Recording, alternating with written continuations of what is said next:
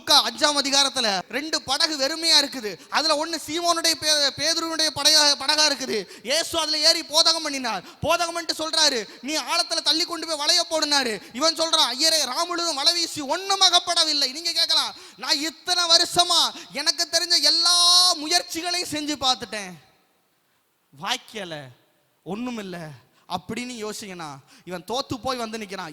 எந்த கடல்ல தோத்த?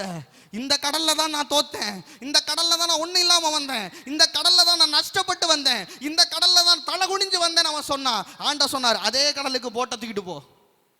ஆண்டவரே, பகல் நேரமா இருக்கு, ராத்திரில தான் மீன் கிடைக்கும், நீ போ அப்படின்னாரு. இவன் போறான். ஆண்டவரே, எனக்கு ராமுழுதும் வலை வீசி ஒன்றும் கிடைக்கல, ஆனால் உங்க வார்த்தையின்படி போடுகிறேன்னு சொன்னான். இப்ப கவனிங்களேன், இப்ப அவன் போட்டது வலைய மட்டும் அல்ல, வார்த்தையும் சேர்த்து போட்டான். அதனால வலை கிளியத்தக்க மீன் கிடைச்சது. ஹல்லேலூயா. இப்ப நான் உங்களுக்கு சொல்லட்டுமா, நீங்க இதுவரைக்கும் வலைய போட்டு வெறும் வலையா எடுத்துக்கலாம், ஆனா வலையோடு சேர்த்து வார்த்தையும் சேர்த்து போட்டு பாருங்கள், உங்கள் வலை கிளியத்தக்க மீனை பிடிப்பீர்கள்.